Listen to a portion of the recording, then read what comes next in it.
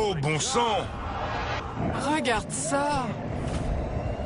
Les yeux et la langue avaient disparu. Pourquoi il n'y a pas de sang? Qui fait ça? Il y a sûrement une explication. Je peux voir? C'est incroyable. C'était plus grand que ça. J'avais les bras en feu. Je n'avais jamais vu ça. Et tout d'un coup, plus rien. Ça venait d'une autre planète. Vous savez ce que c'est? Moi, je ne sais pas. Aujourd'hui, dans The Unexplained Files, une pluie couleur sang qui abrite une forme de vie inconnue. D'où vient-elle? Cela pourrait anéantir l'humanité. En Caroline du Nord, de mystérieuses détonations terrorisent les habitants. On dirait qu'il y a eu une explosion juste à côté. Quels secrets sont cachés dans cet ancien manuscrit qui semble décrire un autre monde? Ça a l'air très profond, mais en même temps très bizarre.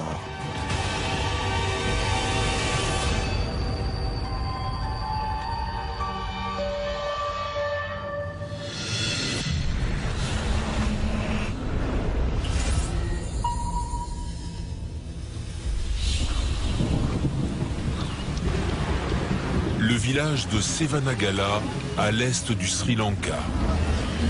Un jour de mousson comme les autres, sous une pluie torrentielle. Sauf que cette pluie a quelque chose de particulier. Sa couleur.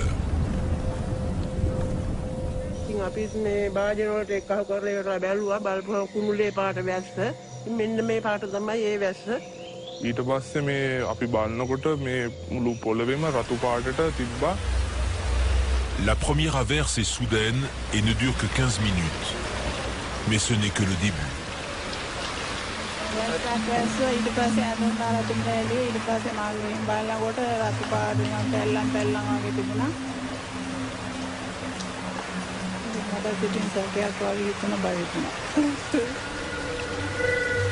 Dans cette région du monde, les gens sont habitués aux pluies torrentielles, mais pas à ce qu'elles aient la couleur du sang.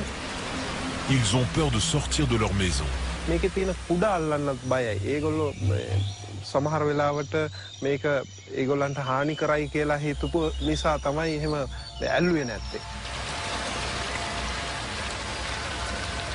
Il pleut sans discontinuer pendant presque 60 jours.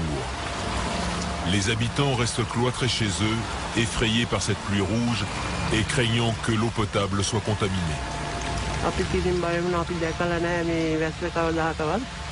Pour mettre fin à la panique, le gouvernement se voit obligé d'intervenir. Une équipe de 6 scientifiques a été nommée par le ministre de la Santé afin d'enquêter sur la pluie rouge dans la région de Sevanagala. Les enquêteurs se lancent dans une course contre la montre afin de s'assurer que l'eau est bien potable. En moins de 12 heures, nous étions sur place pour faire des prélèvements de cette pluie rouge et enquêter. La population exigeait des réponses. Nous avons fait des analyses chimiques, mais nous n'avons pas pu déterminer avec certitude de quoi il s'agissait. Tout d'abord, incapables de découvrir la cause de cette coloration rouge, les chercheurs étudient les cas similaires dans les autres pays pour trouver une explication. Et ils ne tardent pas à recenser d'autres événements du même type. En 2009, Sydney se réveille enveloppé dans un épais brouillard rouge. C'est vraiment bizarre. La nappe s'étend sur 600 km le long de la côte et persiste pendant 48 heures. Mais il s'agit tout simplement de sable riche en oxyde de fer, transporté par le vent depuis le désert intérieur.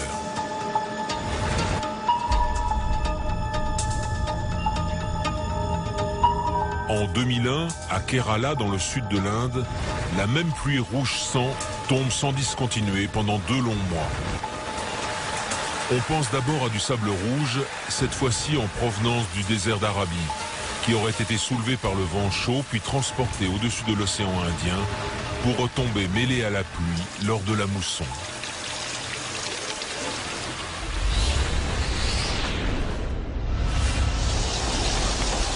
Mais cette théorie ne tient pas la route. Le professeur Godfrey Lewis, physicien indien, analyse les prélèvements d'eau de cette pluie. On voit très clairement qu'il ne s'agit pas de sable. Les particules de sable n'ont pas cette forme régulière. Elles ne sont pas rondes comme ça, elles ne sont pas translucides. Mais le professeur Lewis découvre quelque chose de plus étrange encore. Ces particules semblent être vivantes.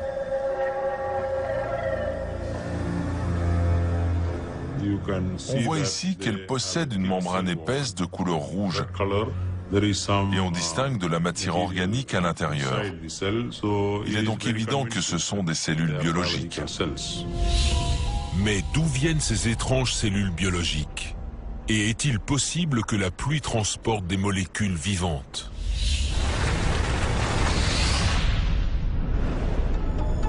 La pluie rouge qui est tombée sur la Colombie en Amérique du Sud en 2008 nous fournira peut-être une réponse. Diría yo que es una manifestación de Dios, porque antes nunca se había sucedido Les habitants sont persuadés qu'il s'agit de sang, comme dans une plaie biblique. La gente bastante alarmado, preocupado, y decían que sí, que sangre, pero ¿cómo así? Sí, sangre. Et le plus étonnant, c'est qu'une scientifique locale confirme que la pluie contient effectivement du sang. La tira reactiva, lo que pude alcanzar a ver es que marca 3 cruces de sangre. Esto quiere decir que la muestra es sangre. La pluie rouge qui s'est abattue sur la Colombie, l'Inde et le Sri Lanka contient-elle réellement du sang? Et si c'est le cas, d'où vient-il? Oh, regardez! On sait déjà que les grenouilles et les poissons peuvent se retrouver aspirés par des tornades qui naissent sur la mer, puis retomber sur la terre avec la pluie. Une averse de poissons a d'ailleurs été enregistrée au Sri Lanka un mois après la pluie rouge de 2012. Mais se pourrait-il que des cellules sanguines animales se retrouvent dissoutes dans les nuages pour retomber mêlées à l'eau de pluie? Il a plu pendant 60 jours au Sri Lanka. Il aurait fallu que les globules rouges restent dans l'atmosphère pendant plusieurs mois. C'est impossible. Lorsque le professeur Lewis examine les micro-organismes retrouvés dans les pluies du Sri Lanka et de l'Inde, il constate que leur structure n'a presque rien de comparable avec celle du sang. Les cellules sanguines présentent des similitudes superficielles avec celles de l'eau de pluie. Mais si vous regardez cette vue en coupe d'une des cellules qui ont été prélevées, on voit qu'elle a une membrane épaisse, alors que le globule rouge ne possède pas ce genre de membrane. Donc, ces micro-organismes restent non identifiés. Pour l'heure, les scientifiques sont toujours incapables d'identifier les cellules présentes dans l'eau de pluie. Et le sable et le sang ont été écartés. Les chercheurs du Slintech, le laboratoire le plus sophistiqué du Sri Lanka, vont donc maintenant vérifier si cette coloration rouge ne provient pas des pigments présents dans les spores d'algues. Des algues ont peut-être été aspirées par des cyclones ou des tornades, puis se sont retrouvées mêlées à la pluie, selon le même mécanisme envisagé pour le sable et pour le sang. Nous avons examiné 2 genres d'algues, mais ça ne correspond pas aux cellules prélevées dans la pluie. On ne peut donc pas en conclure qu'il s'agit d'une algue, ce n'est pas la même structure. La différence de structure cellulaire invalide donc la théorie de l'algue. Mais quoi qu'il en soit, il s'agit bel et bien de cellules vivantes. Le professeur De Silva se met donc en quête de leur ADN, le code génétique présent dans toutes les formes de vie. S'il y a présence d'ADN, il y a forcément du phosphore. Nous avons donc procédé à une analyse élémentaire complète sur plusieurs échantillons, mais aucun ne contient de phosphore. On peut donc en conclure qu'il n'y a pas d'ADN dans ces organismes. L'ADN est indispensable à tous les organismes vivants. C'est la molécule essentielle de la vie sur Terre, celle qui permet aux cellules de se reproduire. Pourtant, le professeur Lewis a découvert que celles qui nous intéressent se multiplient malgré l'absence d'ADN. Ces cellules se multiplient et la biochimie de ces organismes est différente. C'est une forme de vie nouvelle. Aucun organisme sur Terre n'est capable de se reproduire sans ADN. C'est extraordinaire. C'est une forme de vie extraterrestre.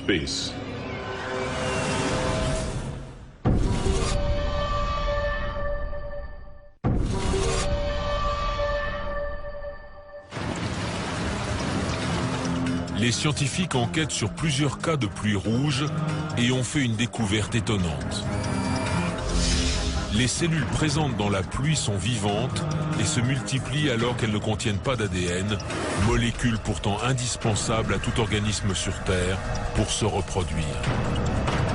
Qui plus est, elles se reproduisent dans des conditions qui seraient fatales pour toute autre forme de vie connue.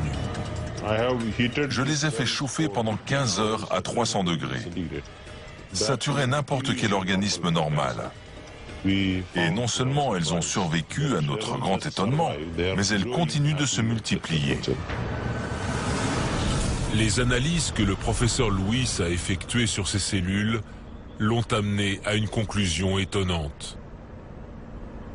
C'est potentiellement un organisme extraterrestre. Ces cellules microscopiques pourraient-elles être des formes de vie venues d'ailleurs?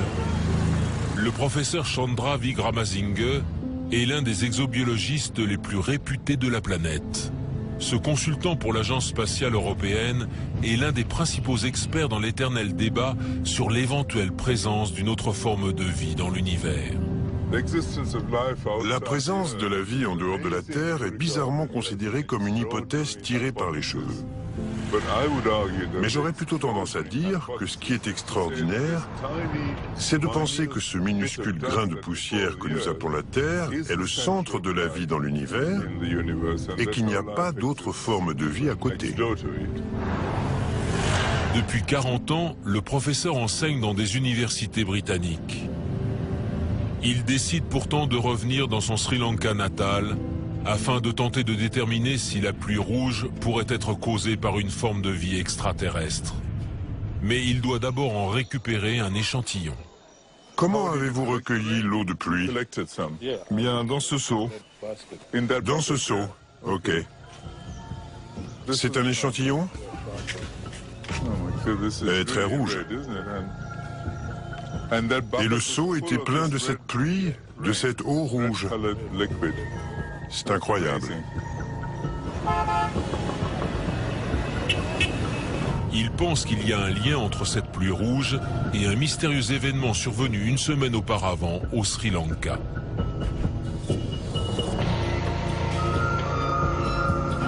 Mais d'où viennent ces lumières? L'armée de l'air sri-lankaise reste en état d'alerte après que la présence de ces mystérieuses lumières a été signalée au-dessus de plusieurs zones de l'île. Chandra a retrouvé un témoin qui déclare avoir vu ces phénomènes lumineux.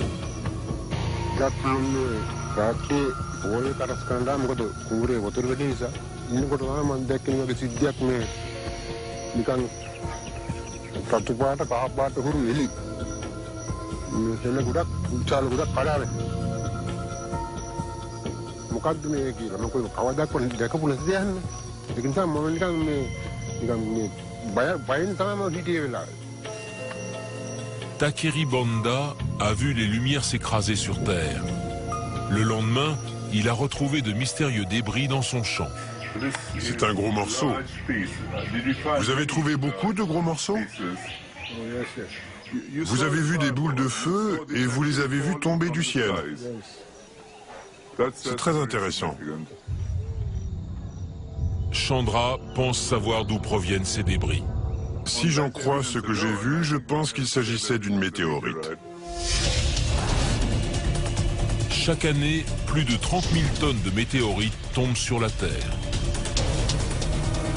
Aucune cellule vivante n'a jamais été retrouvée sur ces débris rocheux. Pourtant, Chandra pense être sur le point de faire une découverte cruciale.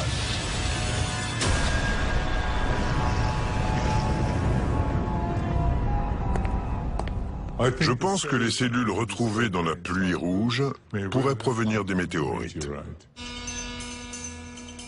Le professeur est maintenant de retour en Grande-Bretagne avec un échantillon d'eau de pluie et des fragments de météorites tombés sur Terre au même endroit à seulement une semaine d'intervalle. Il estime que s'il retrouve dans les fragments de météorites les mêmes cellules mystérieuses qui ont été identifiées dans l'eau de pluie, cela signifiera qu'elles proviennent de l'espace. Pour cela, il utilise un microscope électronique à balayage 100 fois plus puissant qu'un appareil conventionnel. Regardez, si je fais le point là-dessus... Mais essayer de repérer ces minuscules cellules qui mesurent 8 millièmes de millimètre n'est pas une tâche facile. Laquelle vous intéresse? Celle-là. Ok, je vais zoomer dessus. Tandis qu'ils examinent le fragment au microscope, Chandra remarque quelque chose. Ça ressemble aux cellules de la pluie. Est-ce que ce sont les mêmes? Il y a tout un champ de structures de carbone sphérique qui ressemble aux micro-organismes de la pluie rouge. C'est une découverte très intéressante que nous venons de faire. Le professeur pense avoir identifié dans la météorite les mêmes cellules mystérieuses retrouvées mêlées à l'eau de pluie. Nous retrouvons les mêmes cellules au cœur de la météorite. Cela veut dire que ce n'est pas un contaminant. S'il s'agit bien des mêmes micro-organismes présents dans la météorite, cela prouve que la pluie rouge ne les a pas simplement déposés sur les fragments quand ils se sont écrasés sur Terre, mais qu'ils se trouvaient déjà au cœur de la roche lorsque celle-ci traversait l'atmosphère et se désintégrait en milliers de minuscules fragments. Il devait y avoir une énorme quantité de cellules. Leur poids total doit se calculer en tonnes. Si c'est le cas, les cellules se sont déposées dans la couche nuageuse où elles sont restées pendant plusieurs semaines avant d'être entraînées par la pluie. Si l'analyse du professeur est correcte, cela expliquerait l'averse rouge et prouverait qu'il y a bien de la vie en dehors de la Terre. Si la pluie rouge vient de l'espace, elle est d'un autre monde. Le professeur Vikramasinghe a signalé sa découverte d'une potentielle vie extraterrestre à la NASA, mais cette dernière refuse de confirmer sa théorie. L'agence spatiale a déclaré qu'elle n'effectuait ni ne finançait de recherche dans ce domaine qui touche aux limites de la science et a décliné notre proposition d'interview.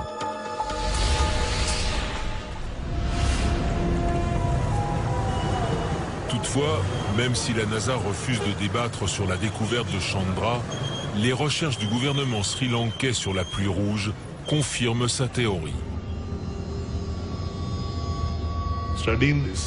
En examinant les fragments de météorites, nous avons découvert une structure unicellulaire similaire à celle trouvée dans l'eau de pluie. À l'heure qu'il est, nous pensons qu'il y a un lien entre la pluie et les météorites extraterrestres. Mais le plus inquiétant, c'est que ces cellules se multiplient et les dernières analyses ont révélé qu'elles pourraient s'avérer dangereuses pour l'homme.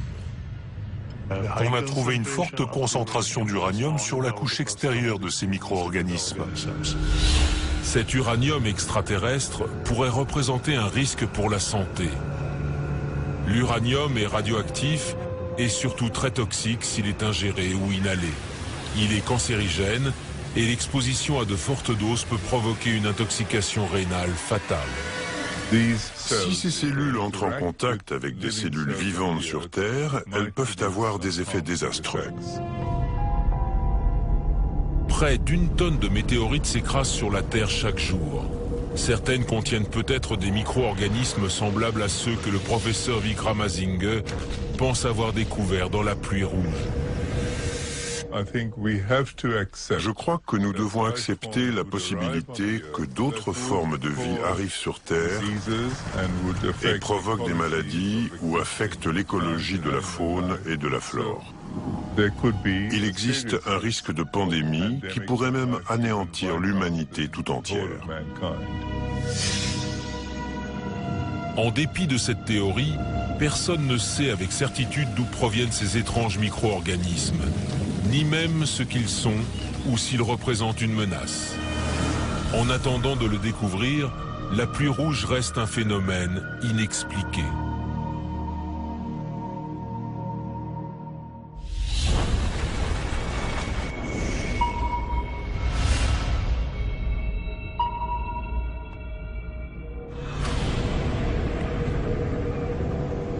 Aux États-Unis, de terrifiantes explosions font trembler les habitants d'une région de la côte Est. Claudette et Mike Hussey viennent de s'installer dans une petite ville tranquille du bord de mer, près de Cape Fear. Ils se font une joie de profiter du calme de leur maison. Mais un jour... J'étais assis à mon bureau, je travaillais sur mon ordinateur. Et j'ai entendu un grand boom.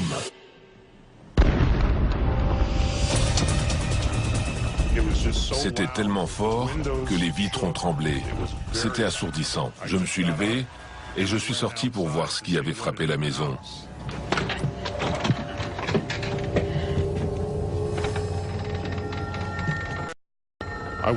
J'ai regardé s'il y avait des dégâts.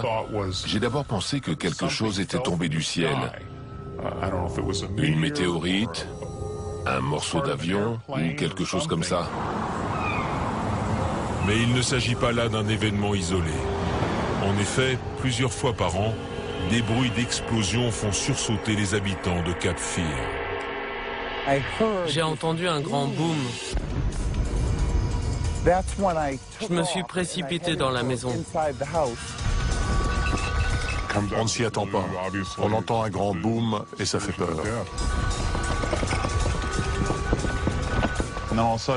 Et là, tu as 10 ou 20 amis qui t'appellent pour te demander « Tu as entendu? Ta maison a tremblé ?» On dirait qu'il y a eu une explosion, juste à côté. Les habitants aimeraient savoir ce qui provoque ces bruits de tonnerre inexpliqués et s'ils sont dangereux. Quand votre maison se met à trembler, à vibrer, que ça secoue votre bureau, bien sûr que ça fait peur.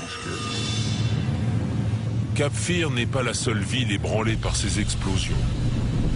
D'autres endroits du globe sont également touchés par ces phénomènes étranges que personne ne peut expliquer.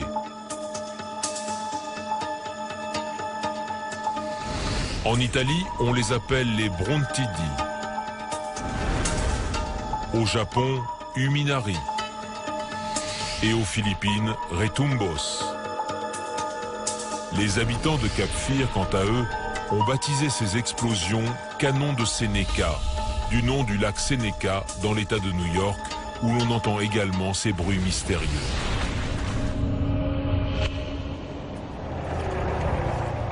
Denise Bradley vit à Wilmington, Cape Fear. Elle entend les canons du lac depuis son enfance. Les coups de canon retentissent 1 à 2 fois par mois, 5 fois par mois, parfois 1 ou 2 fois par an. Ces explosions imprévisibles la terrifient. On s'imagine des choses. Les voisins, tout le monde se précipite dehors pour voir ce qui se passe. On se demande aux uns et aux autres si tout va bien. Quand les explosions sont très violentes, ça fait vraiment peur. Mais qu'est-ce qui provoque ces étranges détonations le long de la côte de Caroline du Nord? La réponse se trouve-t-elle dans le ciel? Parfois j'entends des booms et je vois des lumières oranges au-dessus de la mer. Certains pensent que ces boules oranges sont des ovnis.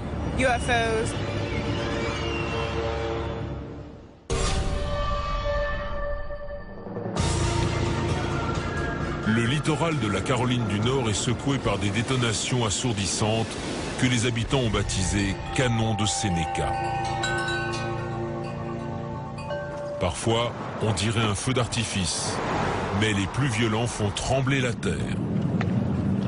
Selon une des théories, il s'agirait de gigantesques coups de tonnerre lors de gros orages.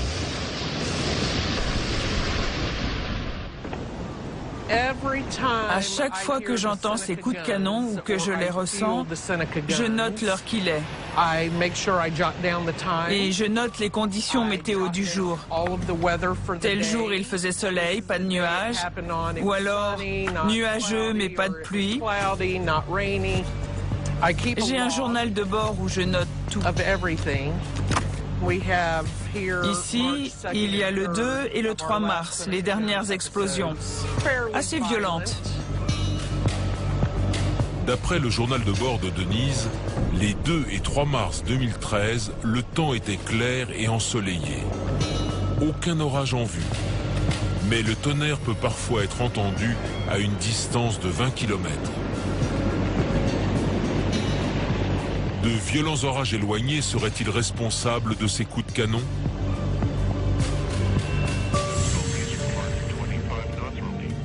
Steve Pfaff est météorologue. Il surveille de près le climat le long de la côte Est.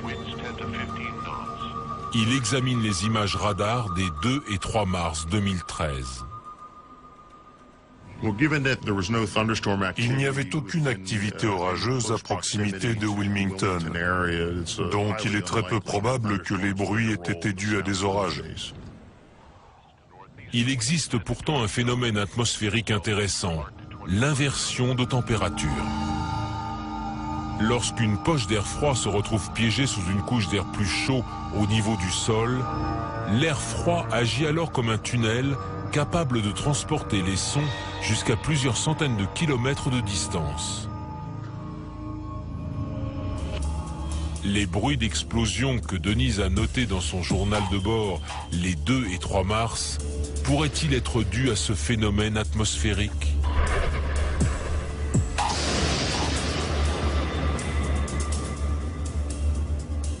Steve consulte ces images radar pour voir s'il y a eu des orages dans un rayon plus éloigné. Voici les données radar du 3 mars 2013. Celui-ci n'indique aucun orage dans un rayon de 370 km. Les données sont formelles. Il ne s'agit pas du bruit de lointains orages transportés par une couche d'inversion de température.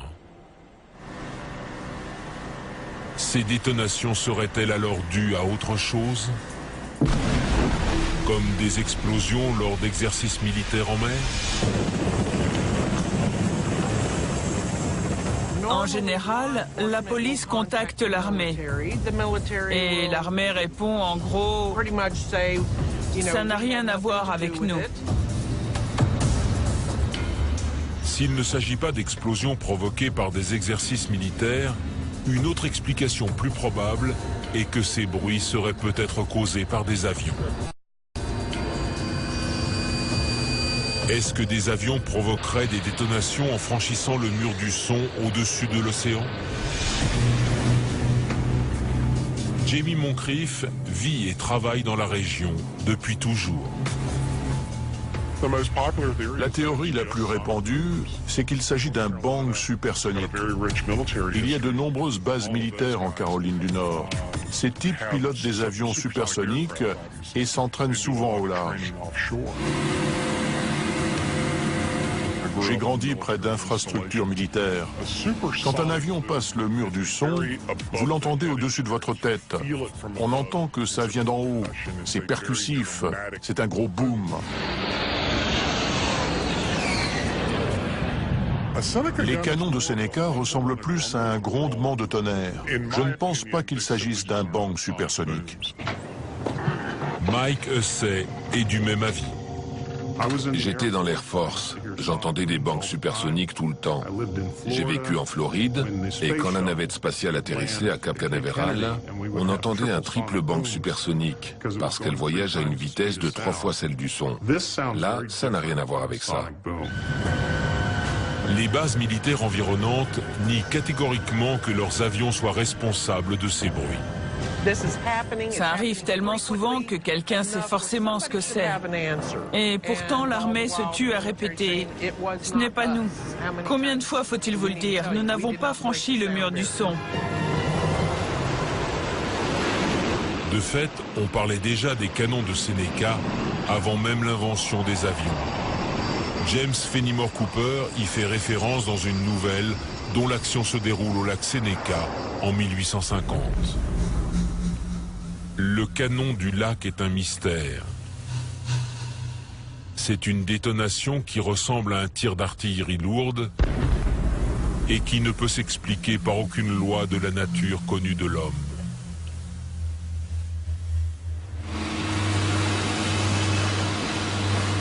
Les canons de Seneca ne seraient donc pas dus à un orage lointain, à une couche d'inversion de la température ou à des bangs supersoniques. De nombreux résidents de Cap Fear sont persuadés que les détonations ne proviennent pas du ciel, mais d'un endroit bien plus terrifiant.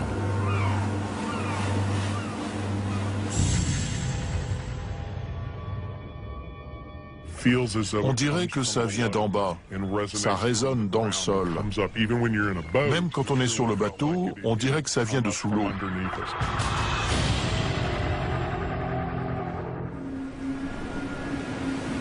Le professeur Jack Hall est géologue à l'Université de Caroline du Nord.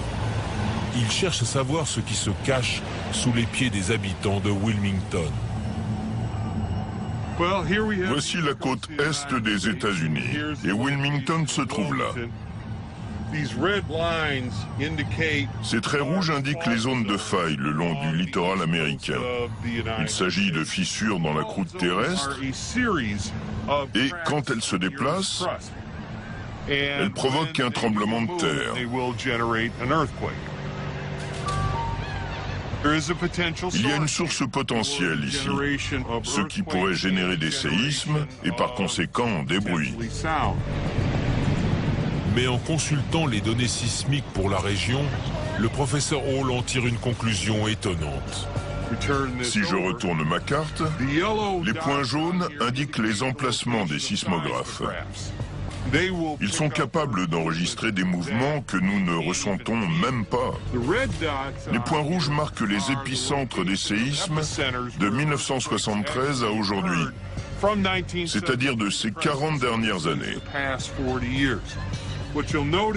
Vous noterez qu'autour de Wilmington, il n'y a quasiment rien dans cette zone. Donc, ces bruits ne correspondent pas à des tremblements de terre. Les géologues écartent donc l'hypothèse de séisme pour expliquer les mystérieuses détonations. Bien qu'elles soient connues depuis des centaines d'années, ces explosions n'avaient jamais été enregistrées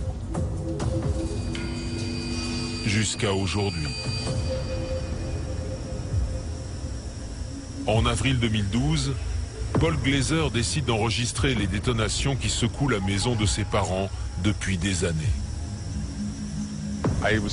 Comme ça m'intriguait, j'ai mis l'enregistreur de mon téléphone en marche, tourné vers l'extérieur. Et j'ai attendu, un peu comme un pêcheur.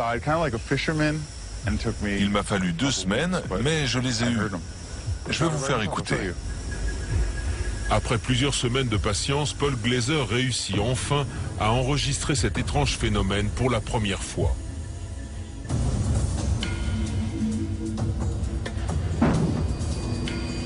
Vous avez entendu ?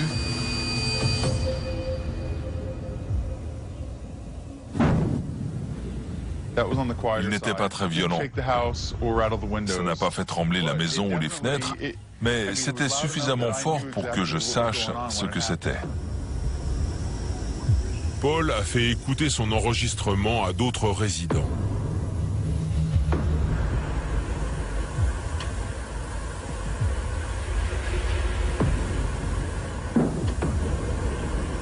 Tous ceux à qui je l'ai passé m'ont dit « Oui, c'est ça, c'est exactement ça ». Mais le fait d'avoir réussi à l'enregistrer ne résout pas le mystère de ce bruit étrange.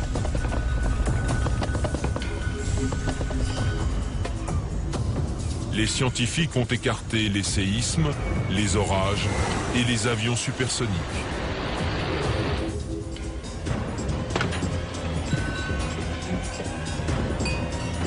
Mais s'il n'y a aucune explication rationnelle évidente, cela voudrait-il dire qu'il faut chercher une réponse qui défie la raison?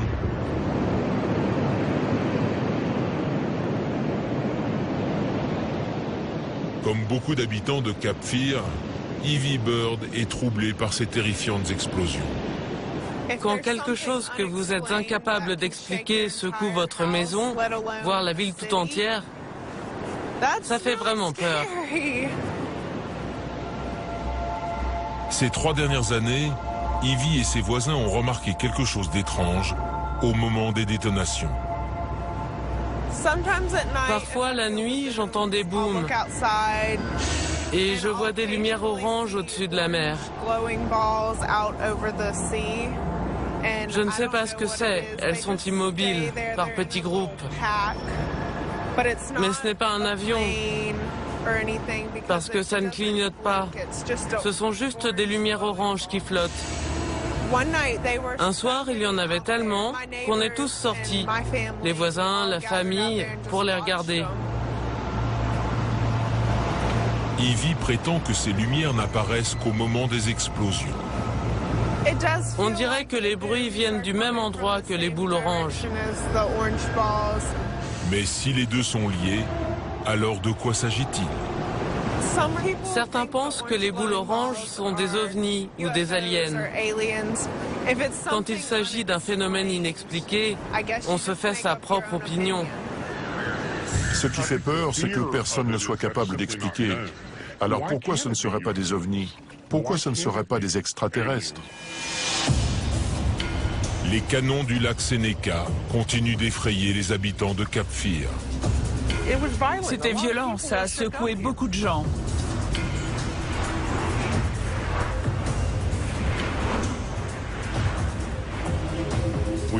On avait peur, on ne savait pas ce que c'était. Les gens ont des théories différentes sur ce que ça peut être, mais personne ne sait ce que c'est. Tant que la science n'aura pas trouvé de réponse satisfaisante, le mystère des canons du lac Seneca restera inexpliqué.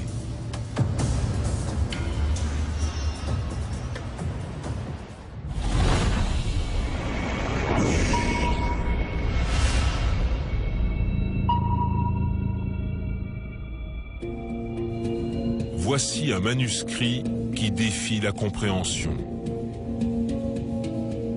Depuis des siècles, toutes les tentatives d'en découvrir le sens ont échoué. Son écriture hermétique et ses étranges dessins ont laissé perplexes les dizaines de chercheurs qui l'ont étudié. Mais Jerry Kennedy, un descendant de l'homme qui a découvert ce manuscrit, est bien décidé à en percer tous les secrets. On se prend au jeu tellement c'est bizarre.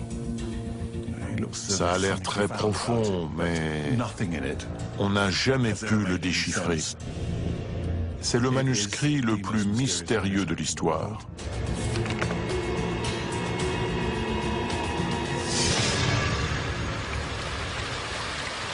Le manuscrit a été découvert en 1912 par l'ancêtre de Jerry, Wilfried Voynich, un marchand de livres anciens. Il acquiert l'ouvrage qui finira par porter son nom et être conservé dans une bibliothèque jésuite près de Rome. C'est un texte extraordinaire et étrange. Si on feuillette ce facsimilé, c'est écrit sur du vélin, c'est-à-dire de la peau de veau. Les dessins sont assez grossiers et rudimentaires. Serré au milieu des pages, Voynich découvre une vieille lettre. C'est le premier indice pour tous ceux qui cherchent à découvrir la signification et l'origine du manuscrit. La lettre révèle que les jésuites ont possédé le livre pendant 250 ans. Ils ont essayé de déchiffrer ce texte étrange et d'interpréter ces illustrations bizarres. Le manuscrit a été envoyé à un savant et linguiste, Athanasius Kircher, dans l'espoir qu'il serait capable de le déchiffrer. Athanasius Kircher était un scientifique jésuite, l'un des plus importants de son temps. Et cette communauté religieuse dont faisait partie le pape de l'époque est réputée pour abriter les intellectuels de l'Église catholique, toujours en quête de connaissances.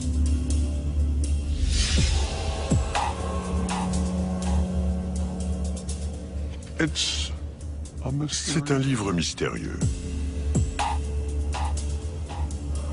C'est le genre de texte qui a dû fasciner Kircher. Il s'intéressait à tous les sujets.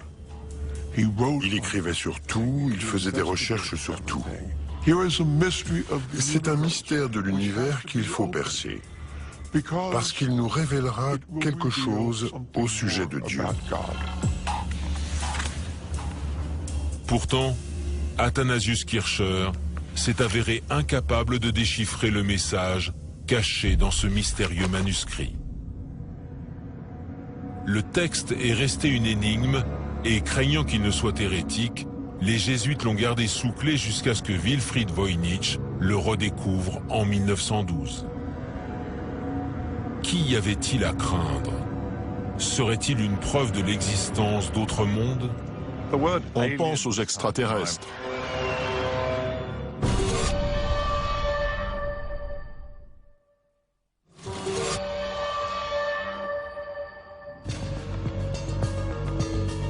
En 1912, Wilfrid Voynich a découvert un manuscrit ancien écrit dans un code étrange.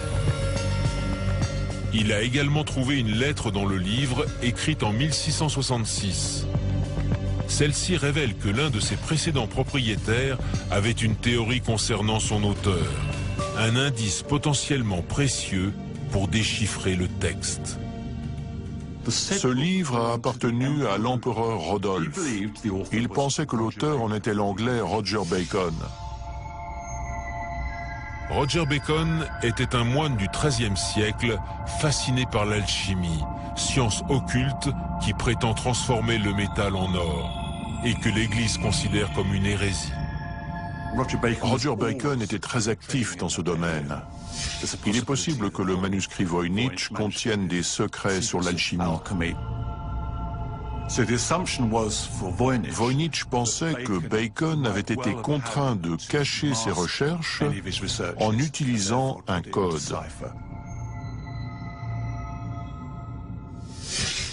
Pourtant, le cryptologue Gordon Rugg, spécialiste des techniques de chiffrement du Moyen-Âge, n'est pas convaincu.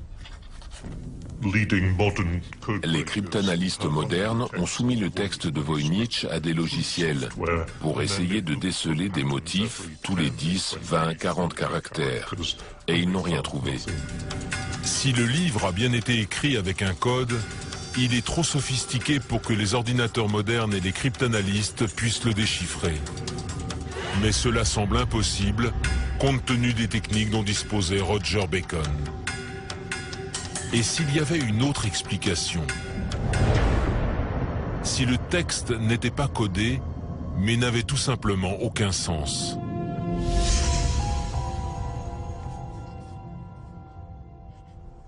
Gordon Rugg est convaincu qu'il existe un excellent motif pour ça.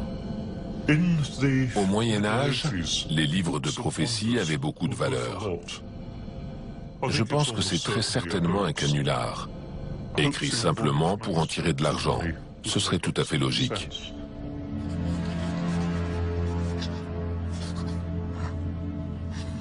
Plusieurs indices semblent aller dans le même sens. La lettre retrouvée dans le manuscrit fait référence à l'un des très riches propriétaires du livre. Ce livre a appartenu à l'empereur Rodolphe, qui s'en est porté acquéreur pour la somme de 600 ducats. Rodolphe II était l'empereur du Saint-Empire romain germanique. Fasciné par les sciences occultes, il représentait de fait une cible tentante pour les escrocs. Il n'aurait certainement pas rechigné à débourser 600 ducats, l'équivalent de 60 000 € actuels, pour un manuscrit s'il avait été persuadé qu'il contenait les secrets codés de l'alchimie.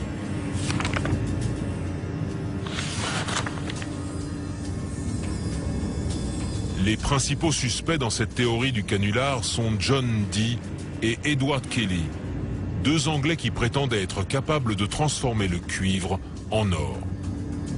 Edward Kelly se trouvait à Prague, la capitale du Saint-Empire romain germanique, dans les années 1590, sous le règne de Rodolphe. Aurait-il écrit le manuscrit de Voynich pour le vendre à l'empereur? Pour vérifier cette théorie, les chercheurs de l'université d'Arizona ont daté au carbone 14 le vélin sur lequel le manuscrit a été rédigé.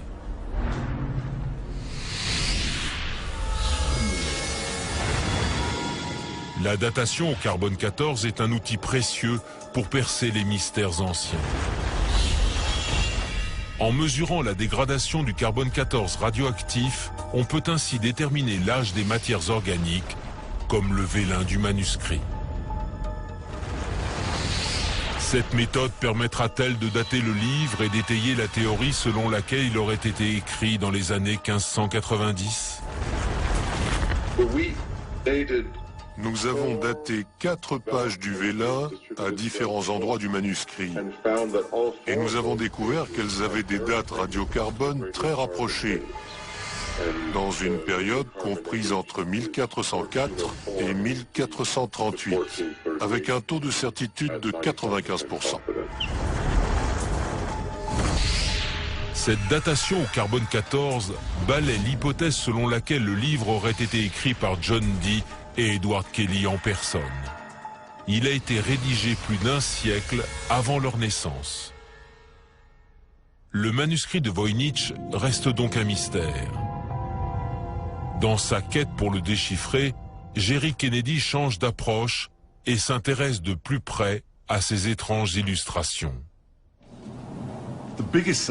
La plus grande partie est consacrée à des plantes rares. Elles sont très étranges.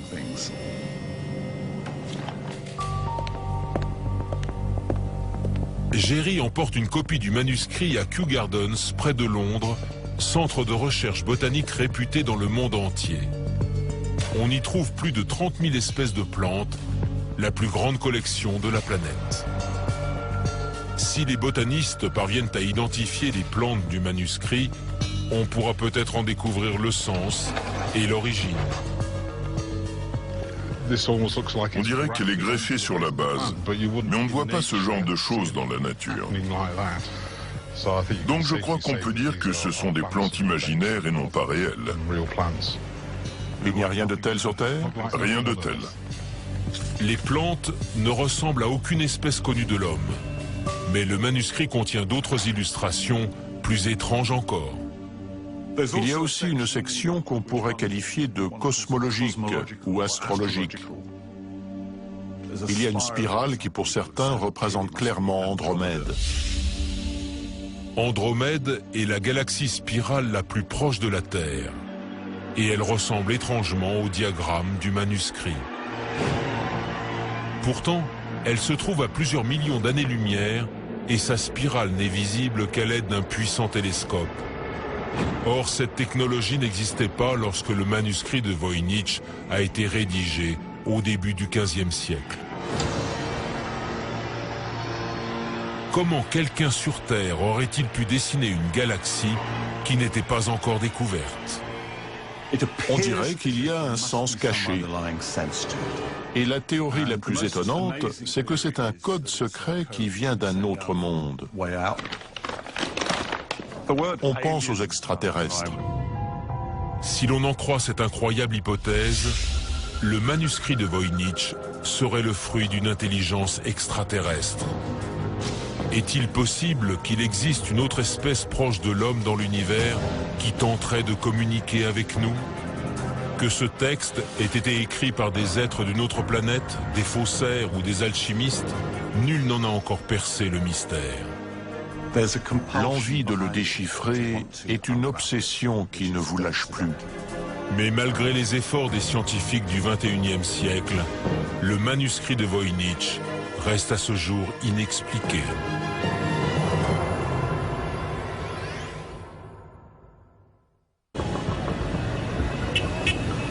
Il pense qu'il y a un lien entre cette pluie rouge et un mystérieux événement survenu une semaine auparavant au Sri Lanka.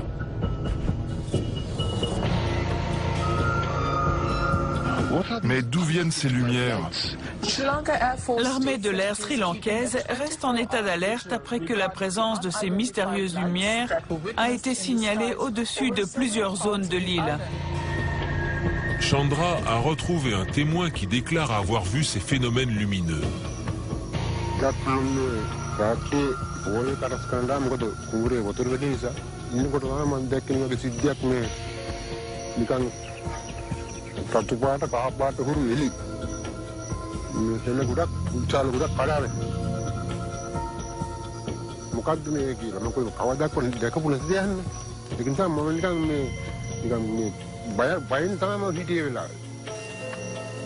Takeri Banda a vu les lumières s'écraser sur Terre. Le lendemain, il a retrouvé de mystérieux débris dans son champ. C'est un gros morceau. Vous avez trouvé beaucoup de gros morceaux? Vous avez vu des boules de feu et vous les avez vues tomber du ciel. C'est très intéressant. Chandra pense savoir d'où proviennent ces débris. Si j'en crois ce que j'ai vu, je pense qu'ils sont... Le professeur Lewis a découvert que celles qui nous intéressent se multiplient malgré l'absence d'ADN. Ces cellules se multiplient et la biochimie de ces organismes est différente. C'est une forme de vie nouvelle. Aucun organisme sur Terre n'est capable de se reproduire sans ADN. C'est extraordinaire. C'est une forme de vie extraterrestre.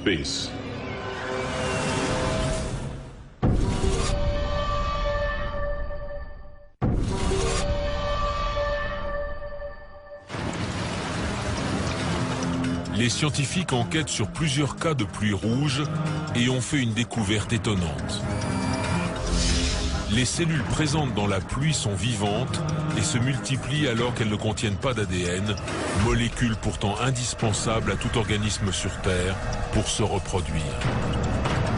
Qui plus est, elles se reproduisent dans des conditions qui seraient fatales pour toute autre forme de vie connue. Je les ai fait chauffer pendant 15 heures à 300 degrés. Ça tuerait n'importe quel organisme normal. Et non seulement elles ont survécu à notre grand étonnement, mais elles continuent de se multiplier. Les analyses que le professeur Lewis a effectuées sur ces cellules l'ont amené à une conclusion étonnante. A bien été écrit avec un code. Il est trop sophistiqué pour que les ordinateurs modernes et les cryptanalystes puissent le déchiffrer. Mais cela semble impossible, compte tenu des techniques dont disposait Roger Bacon. Et s'il y avait une autre explication? Si le texte n'était pas codé, mais n'avait tout simplement aucun sens.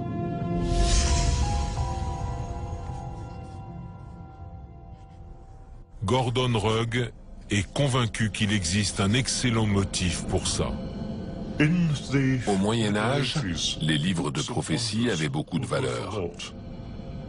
Je pense que c'est très certainement un canular, écrit simplement pour en tirer de l'argent. Ce serait tout à fait logique.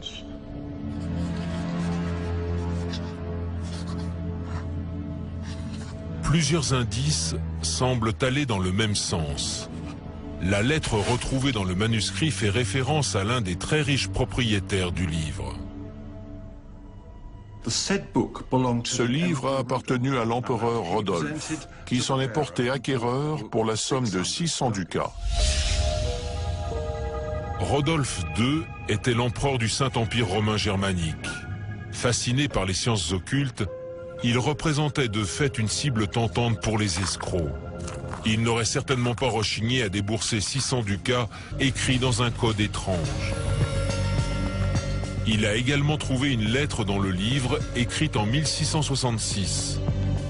Celle-ci révèle que l'un de ses précédents propriétaires avait une théorie concernant son auteur, un indice potentiellement précieux pour déchiffrer le texte.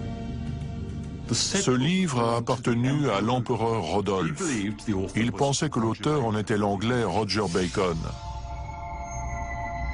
Roger Bacon était un moine du XIIIe siècle, fasciné par l'alchimie, science occulte qui prétend transformer le métal en or, et que l'Église considère comme une hérésie.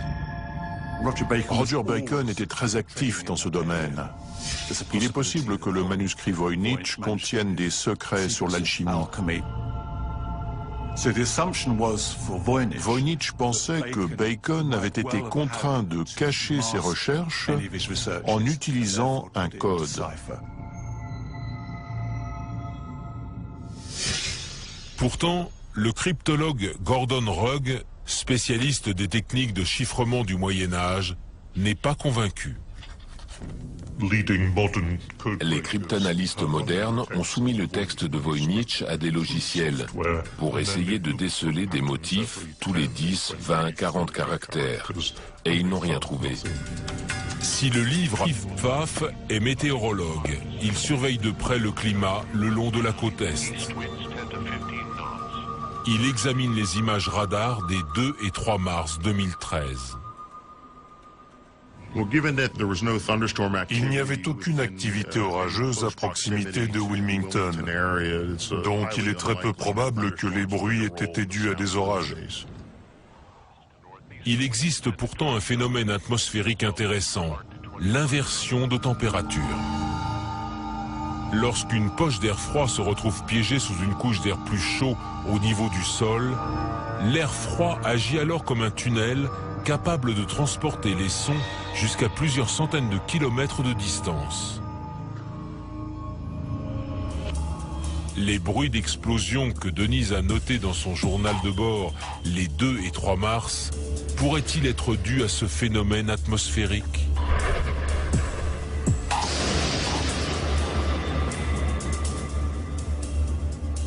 Steve consulte ces images radar pour voir s'il y a eu des orages dans un rayon plus éloigné.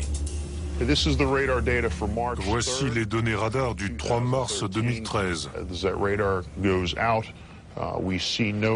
Celui-ci n'indique aucun orage dans un rayon de 370 km.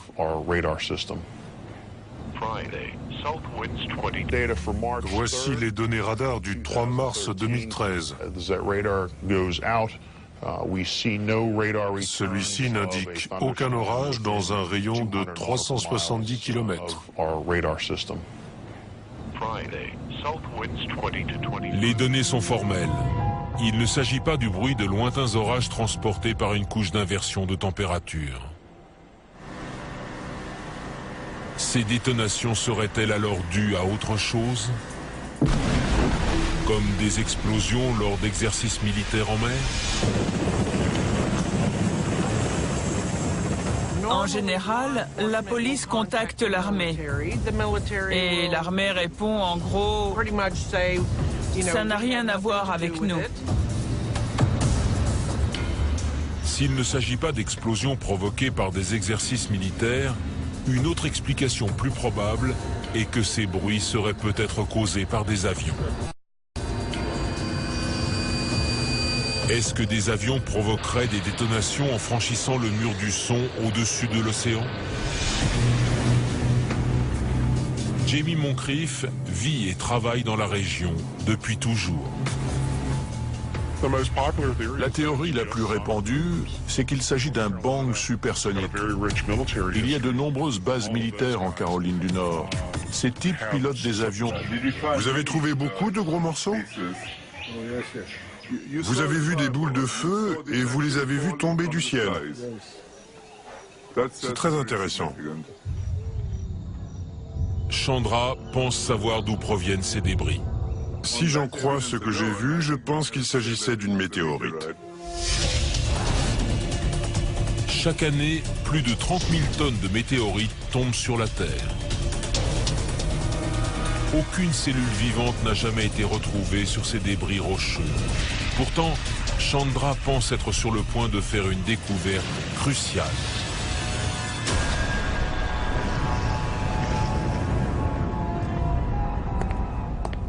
Je pense que les cellules retrouvées dans la pluie rouge pourraient provenir des météorites. Le professeur est maintenant de retour en Grande-Bretagne avec un échantillon d'eau de pluie et des fragments de météorites tombés sur Terre au même endroit à seulement une semaine d'intervalle. Il estime que s'il retrouve dans les fragments de météorites les mêmes cellules mystérieuses qui ont été identifiées dans l'eau de pluie, cela signifiera qu'elles proviennent de l'espace. Pour cela, il utilise un microscope électronique à balayage 100 fois plus puissant qu'un appareil conventionnel. Regardez, si je fais le point là-dessus... Mais extraterrestre à la NASA. Mais cette dernière refuse de confirmer sa théorie. L'agence spatiale a déclaré qu'elle n'effectuait ni ne finançait de recherche dans ce domaine qui touche aux limites de la science et a décliné notre proposition d'interview.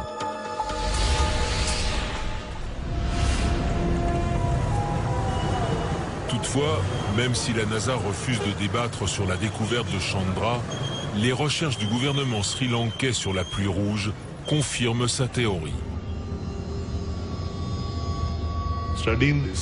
En examinant les fragments de météorites, nous avons découvert une structure unicellulaire similaire à celle trouvée dans l'eau de pluie. À l'heure qu'il est, nous pensons qu'il y a un lien entre la pluie et les météorites extraterrestres. Mais le plus inquiétant, c'est que ces cellules se multiplient et les dernières analyses ont révélé qu'elles pourraient s'avérer dangereuses pour l'homme. On a trouvé une forte concentration d'uranium sur la couche extérieure de ces micro-organismes. Cet uranium extraterrestre pourrait représenter un risque pour la santé. L'uranium est radioactif et surtout très toxique s'il est ingéré ou inhalé. Il est cancérigène et l'exposition à de fortes doses peut provoquer une intoxication rénale fatale. Si ces cellules... Les habitants sont persuadés qu'il s'agit de sang, comme dans une plaie biblique.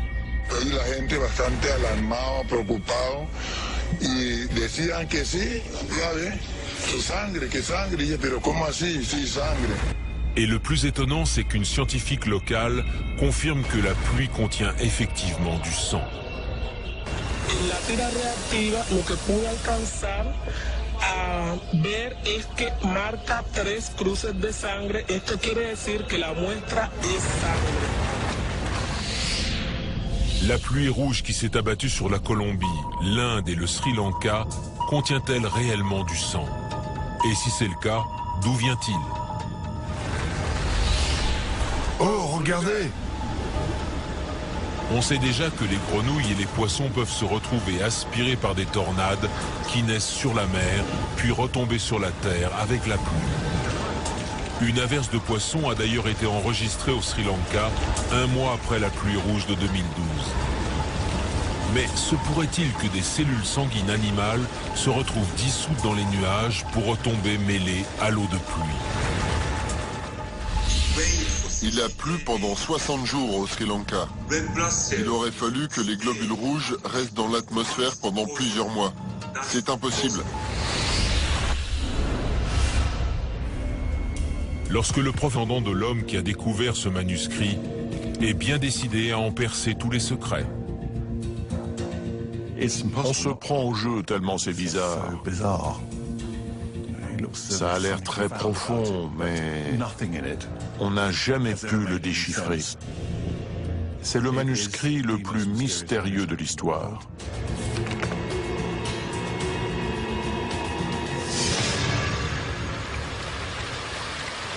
Le manuscrit a été découvert en 1912 par l'ancêtre de Géry, Wilfried Voynich, un marchand de livres anciens.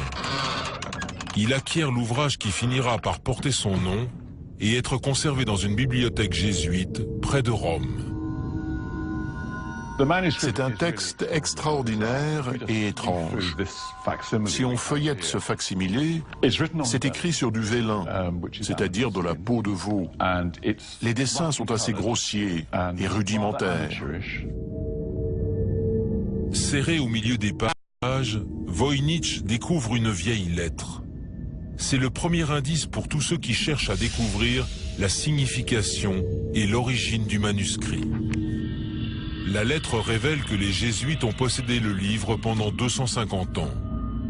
Ils ont essayé de déchiffrer ce texte étrange et d'interpréter ces illustrations bizarres. L'injection à de fortes doses peut provoquer une intoxication rénale fatale. Si ces cellules entrent en contact avec des cellules vivantes sur Terre, elles peuvent avoir des effets désastreux. Près d'1 tonne de météorites s'écrasent sur la Terre chaque jour. Certaines contiennent peut-être des micro-organismes semblables à ceux que le professeur Vikramasinghe pense avoir découverts dans la pluie rouge. Je crois que nous devons accepter la possibilité que d'autres formes de vie arrivent sur Terre et provoquent des maladies ou affectent l'écologie de la faune et de la flore.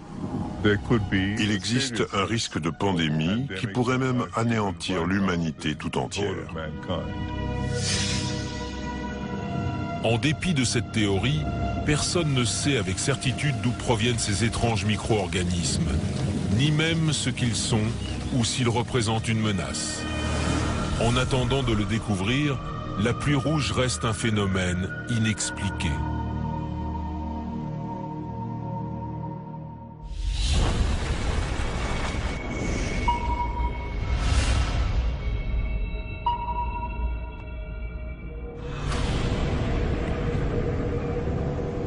Aux États-Unis, de terrifiantes explosions font trembler les habitants d'une région de la côte Est. Je vais zoomer dessus. Tandis qu'ils examinent le fragment au microscope, Chandra remarque quelque chose. Ça ressemble aux cellules de la pluie. Est-ce que ce sont les mêmes? Il y a tout un champ de structures de carbone sphérique qui ressemble aux micro-organismes de la pluie rouge. C'est une découverte très intéressante que nous venons de faire. Le professeur pense avoir identifié dans la météorite les mêmes cellules mystérieuses retrouvées mêlées à l'eau de pluie. Nous retrouvons les mêmes cellules au cœur de la météorite. Cela veut dire que ce n'est pas un contaminant. S'il s'agit bien des mêmes micro-organismes présents dans la météorite, cela prouve que la pluie rouge ne les a pas simplement déposés sur les fragments quand ils se sont écrasés sur Terre, mais qu'ils se trouvaient déjà au cœur de la roche lorsque celle-ci traversait l'atmosphère et se désintégrait en milliers de minuscules fragments.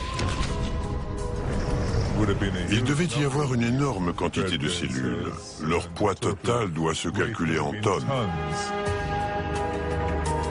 Si c'est le cas, les cellules se sont déposées dans la couche nuageuse où elles sont restées pendant plusieurs semaines avant d'être entraînées par la pluie.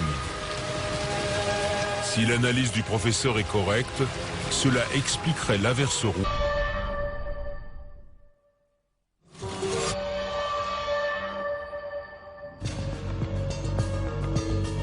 En 1912, Wilfried Voynich a découvert un manuscrit ancien écrit dans un code étrange. Il a également trouvé une lettre dans le livre écrite en 1666.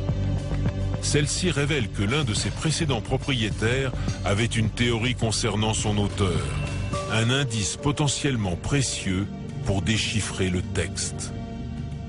Ce livre a appartenu à l'empereur Rodolphe. Il pensait que l'auteur en était l'anglais Roger Bacon. Roger Bacon était un moine du XIIIe siècle, fasciné par l'alchimie, science occulte qui prétend transformer le métal en or, et que l'Église considère comme une hérésie. Roger Bacon était très actif dans ce domaine. Il est possible que le manuscrit Voynich contienne des secrets sur l'alchimie. Voynich pensait que Bacon avait été contraint de cacher ses recherches en utilisant un code.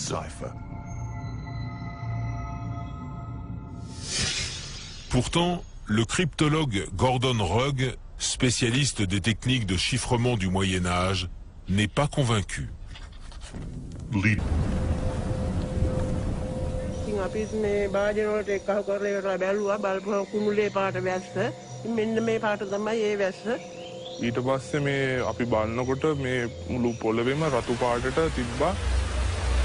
La première averse est soudaine et ne dure que 15 minutes. Mais ce n'est que le début.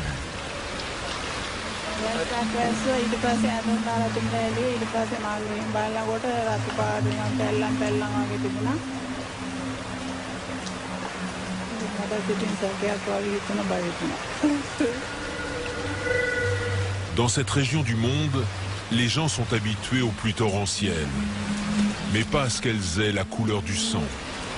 Ils ont peur de sortir de leur maison.